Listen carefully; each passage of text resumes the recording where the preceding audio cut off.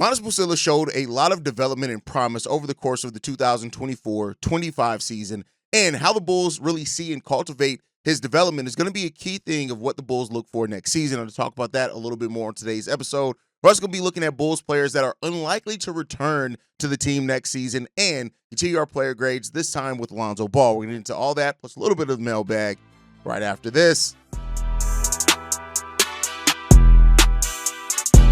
You are now tuned in to Chicago Bulls Central, your number one place for all Chicago Bulls news and content.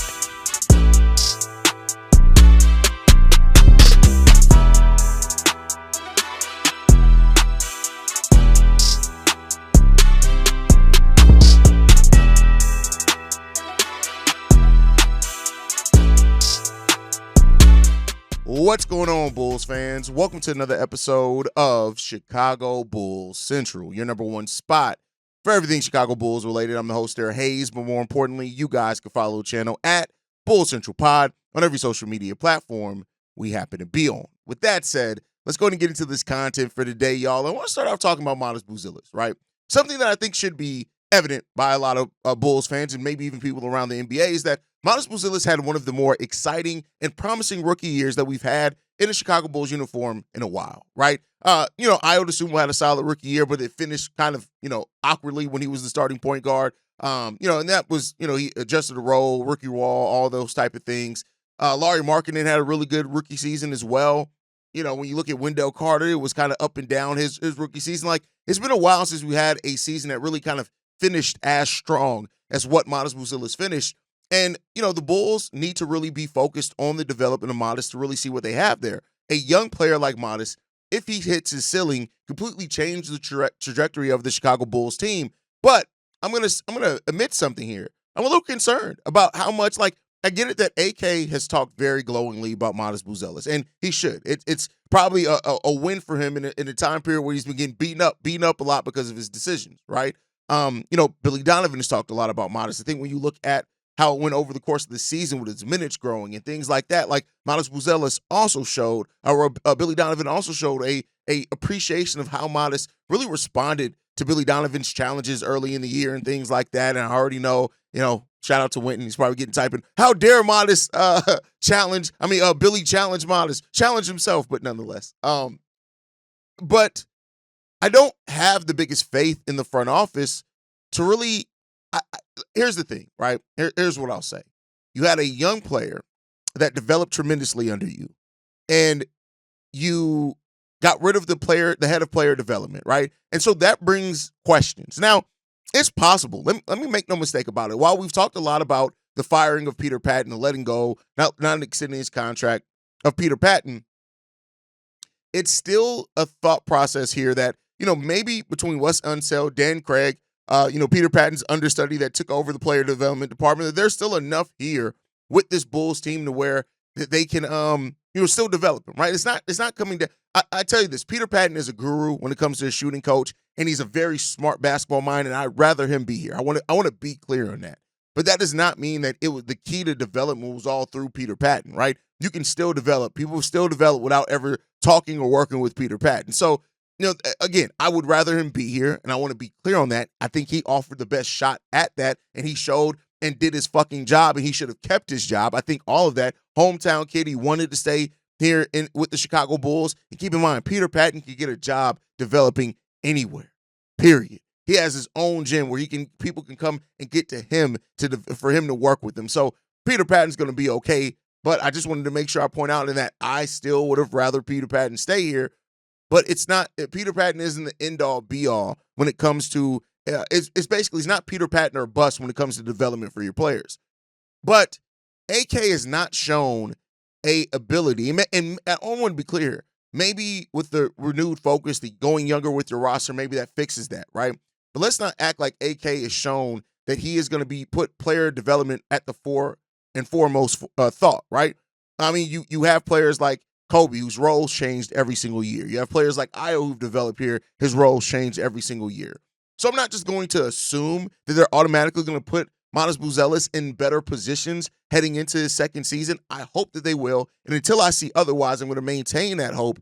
But I want to be clear here. this Bulls front office has shown some signs of concern one way or a damn another when it comes to focusing on the young players' development. But how they view Matas and if they're doing this the right way in the way that sensible front offices are doing, and not just with Matas, with Kobe, with Giddey, right? If these guys are part of your long-term plan, you have to start at some point thinking about how do we mold this roster to where we can get it makes it easier for these guys. Again, I'm not saying that either one of these guys have shown you can build 100% of your team around them, but I do think they've shown enough to where you can say, all right, let's try to bring in some pieces that make this job easier for them, and then let's see what we really have in those guys. And I think that's the focus in the draft. Right now, I've said it before, and I want to get Bulls fans ready for this. While we are all looking at centers, because it's all the sensible thing to do to draft a center in this draft, there still is an avenue to go best player available, and that still makes sense for this basketball team. I want to be clear there, right? So going best player available is still still a possibility, and that best player available may end up being a Rasheer Fleming. Maybe it is a forward, a power forward, where you make Matas a small forward. Maybe it's a small forward that helps strengthen what Matas does at power forward. There's still that option there. A wing defender that helps Giddey, Kobe, and Matas, right? So, there's all those type of things that are on the table here. But I think either way, no matter what position that they go, I hope that this team is doing something to where it's looking at how those pieces fit together. One thing that Gar Foreman and John Paxson didn't do towards the end of their run is really start thinking about how pieces fit together. When they drafted Kobe, Laurie, and Wendell, right? They were really just hoping to see something sticks to the wall. And I get it, trying to go the player that you see is the best available at that time. I get it. But you still have to think about how pieces fit together. You still have to think about what members you have of your coaching staff that can help support the development of those young pieces you bring in. Everything has to really work in synergy. And that's something that Gar Foreman didn't do towards the end of their run. That's something that AK hasn't really done at the beginning of his run either. Initially bringing in Lonzo and DeMar and all those guys, you can see where they thought those guys were going to fit together and how Lonzo was there to help with the DeMar and Zach thing where that didn't really fit together. Caruso as a defender, all that, right? But then the subsequent moves that came off that was almost like he was just trying to hold on and get something to stick. And that's where we can't be right now, right? You have to find balance in both. And that's the place that this front office finds themselves in. And that's why I said, in a lot of ways, the front office has put a spotlight even more on themselves when you're talking about this thing of be patient. Okay, be patient for what? Right? What are we being patient for? You have to show some promise in something that we're being patient for.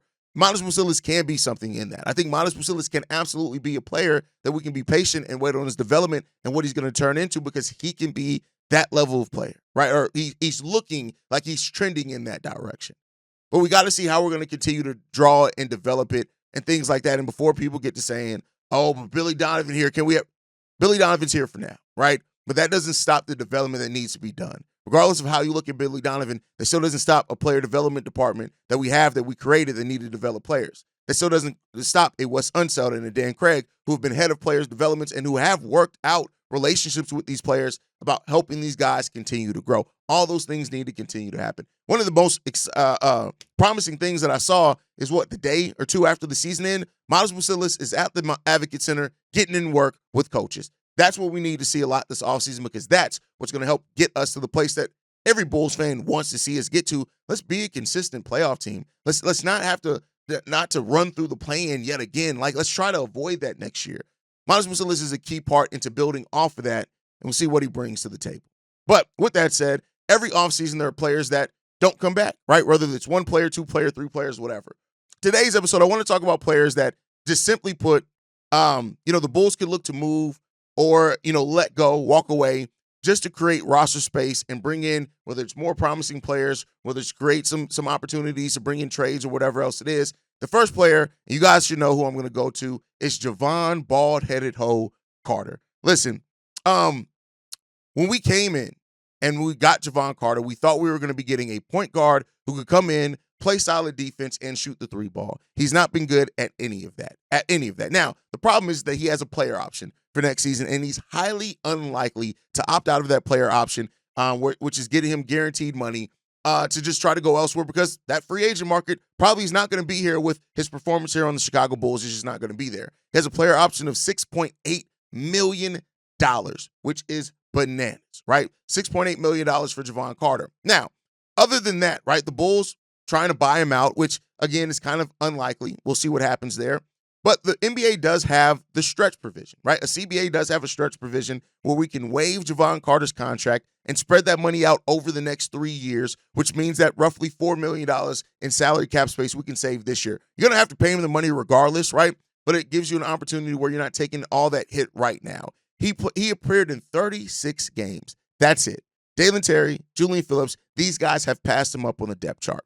And if it comes down to keeping one of the guys that's going to be mentioned later on in this list, like a Trey Jones, I'd be willing. Again, keep in mind, even without waiving Jalen Carter and giving Josh Giddey the amount of money that he's kind of expected to get, the over $30 million, and drafting your first-round pick, you still have about $19 million in cap space. You waive and stretch, use the stretch provision on Jevon Carter. That adds $4 more million to the books, which puts you at roughly about $22 to $23 million, depending on exactly the details of the contract. That could be money, and not the full. I'm not saying the full, but that could be money to keep Trey Jones on this roster. And guess what? I'd rather have Trey Jones than have Jevon Carter, even if it means waiving and stretching him and having to eat part of that salary, right? So that's something to look out for, especially if the Bulls do see that value, or see maybe even it's another free agent. Maybe it's a different 3-and-D prospect that the Bulls want to bring in. Jevon Carter, because the Bulls don't have the open roster spots, could be that player that doesn't make it through. Next up, Taylor Horton-Tucker. Now, I know that there are surprisingly a high number of Taylor Horton-Tucker truthers out there, which is weird. He appeared in 58 games last season. He averaged 6.5 points per game, 1.7 rebounds, 1.4 assists. And while he did have some moments in some games where he absolutely did go off offensively, and I will say this, I can even admit it was when the Bulls did need it. Taylor Horton-Tucker is not an above-average basketball player.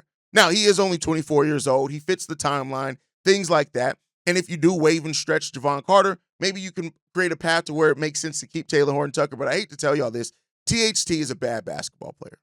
He's an inefficient player, right? He's inefficient. He needed 5 shots to get 6.5 points. That's not good efficiency. And the people that are surprisingly enough, Taylor Horton-Tucker truthers are just weird people, right?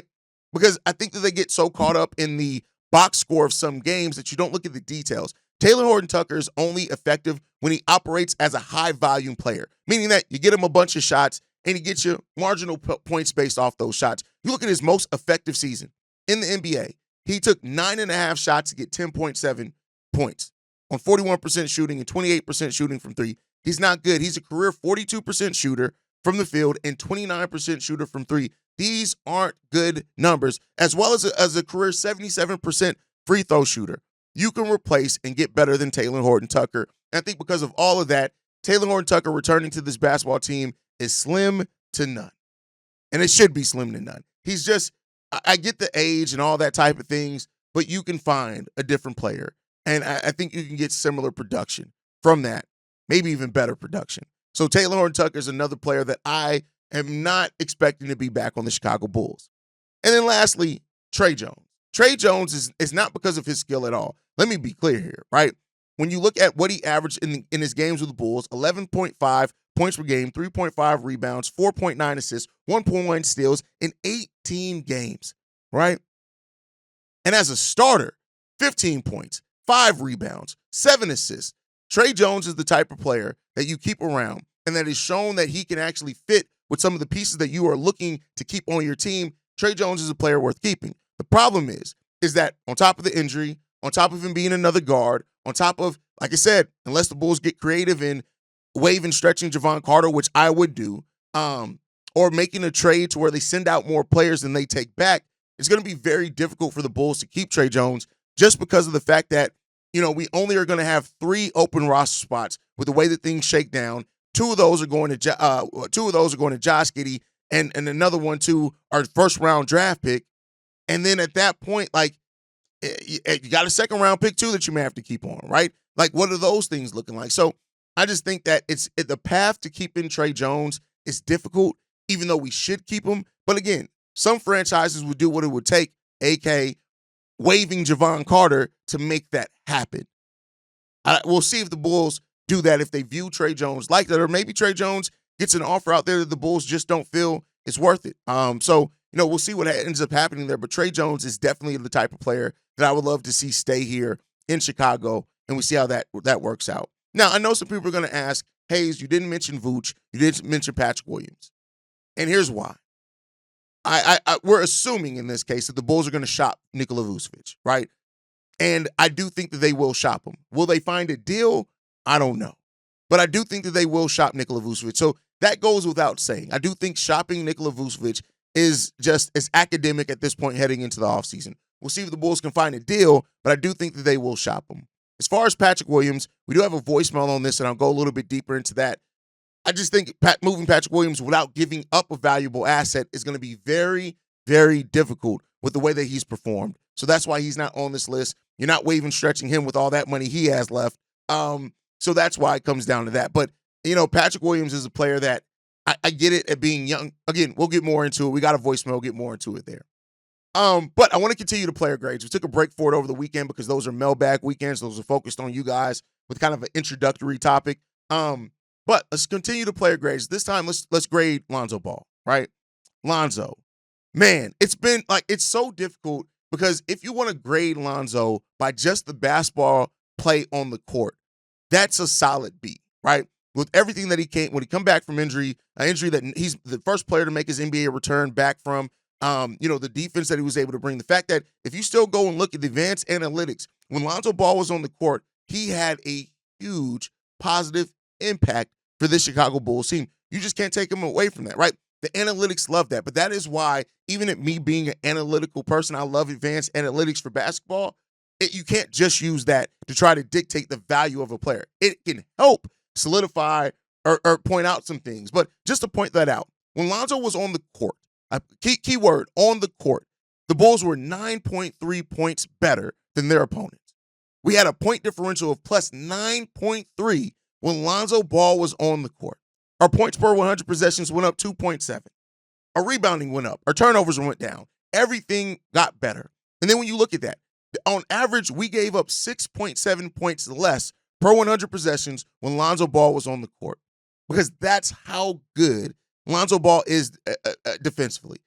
Effective field goal shooting percentage for opponents went down by 3% when he was on the court. Opponents' turnovers went up by almost 2% when Lonzo Ball was on the court. There's no doubt that when Lonzo Ball is playing basketball, he makes such a positive impact for this Bulls team.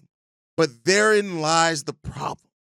Lonzo Ball averaged 22 minutes per game this season, the lowest of his NBA career, which again is expected when you're coming back from the type of injury that Lonzo Ball is making his return back from. And you played 35 games in total on Lonzo Ball's first contract with the Bulls before this extension. The first 4 years, the Bulls got 70 total games out of him. That's it, right? And therein lies the problem with Lonzo. What Lonzo brings when he's on the basketball court is great. He had a season-ending injury almost early in the season with the wrist, and then that same wrist ended up eventually ending his season. He only ended up playing 3 or 4 games after signing his contract extension. That is the play. That is the risk of Lonzo Ball, and especially now looking at it as this extension that you gave that you could have waited to the end of the season for Lonzo may be what cost you keeping Tre Jones. That's bad, right? That's bad.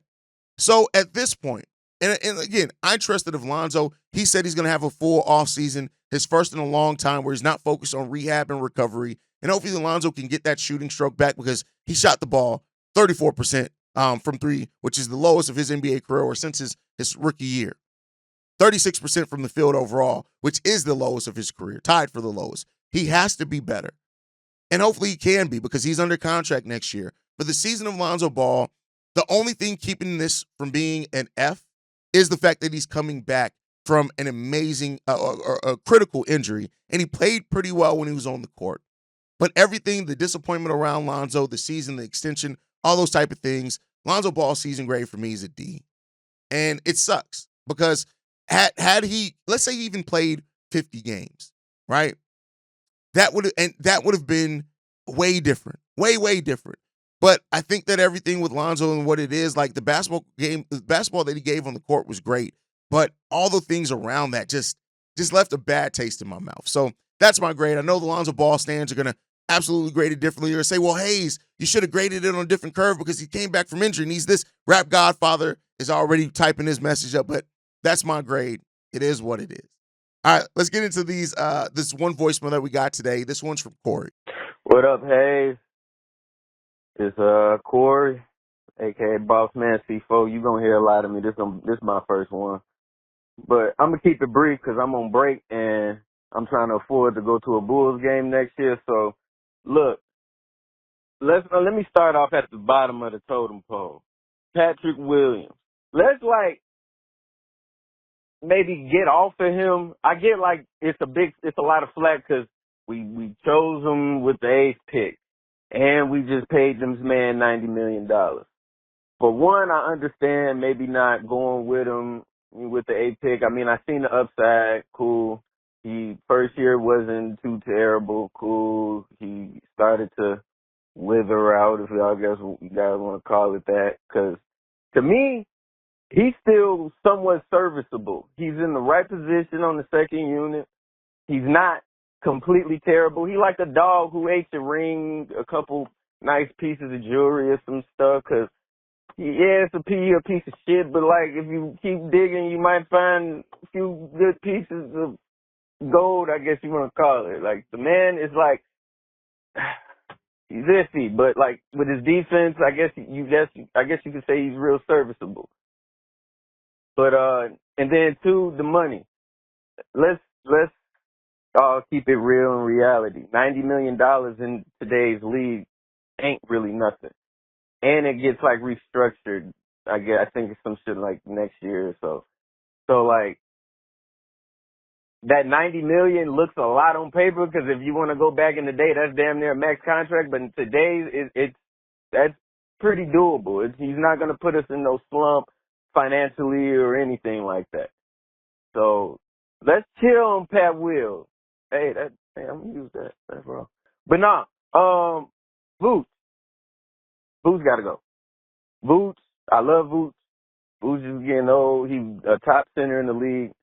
But Vooch, I feel like right now, as far as value goes, because I personally feel like we should keep Kobe and Giddey, but I'll get to that. Vooch, I feel like we need to get the most value right now for Vooch and try to pivot and find the replacement in the draft while keeping Jalen Smith as the backup center. Point blank, period. I ain't got too much else to say, Vooch. Thank you for everything you did for us. I love you, Vooch. You wasn't too much of a vocal leader to me. Could have been a little bit better. You could have kind of ran this team, given the fact that you are really the only superstar on the team. Superstar in quotes. But all right, so the Patrick Williams conversation, it's always going to be layered, right? Because Patrick Williams is young. The Bulls are going to very much look at it like this is a time period where we can keep giving opportunities for P. Will. But I do think P. Will is coming into next season, and he's going to be a bench player, and he's going to have to show what he can bring off the bench, and maybe he can. I'll tell you what, solid defense and 10 points, 9 points per game off the bench is solid. Can he be? How much better than that can he be? How much does he learn from it, and how much does his foot injury play a part into that? But as it stands right now, nobody's taking P. Will's contract anyway. We can say all day that the $90 million isn't what it used to be, and you're right. But guess what? It's still bad if the basketball play is bad. And Patrick Williams hasn't been good this season. He got worse defensively, worse shooting-wise. Now, maybe a lot of that is due to the foot. But as it stands right now, P. Will got worse at the things that he did well on top of already only doing a couple of things well consistently. So we'll see what happens with P. Will. I do think they're going to have a very difficult time in moving him, but we'll see what the future holds for P. Will. Now, as far as trading Vooch, I do think that is a must at this point. You got to at least shop him. And I think at some point, if you do draft a center, which is very likely for the Bulls, but not guaranteed because this is AK, if you draft a center, you trade Vooch and get whatever you can back. At that point, even if you get a couple of seconds back, you get a couple of seconds. But I don't trust AK to look at it that way. He's a guy that's always going to want to try to find that value, and that may be why Vooch could end up staying on this team, but I do think that they should look to move him, and I think that they will. And we'll see what that ends up holding out for this team. But thank you for that voicemail, Corey. Thank you guys for tuning in. Make sure you guys are following us at Bull Central Pod. You send us any feedback, questions, comments, concerns. BullCentralPod@gmail.com. Lastly, if you want to leave a text message and our voicemail for the mailbag, the number to do so, 773-270-2799. We are the number one spot for everything Chicago Bulls related, but that's thanks to you, lovely and beautiful people. And like I like to end every episode on, go Bulls. Love you guys. See you right if you can, y'all. Peace. This has been a presentation of the Break Media.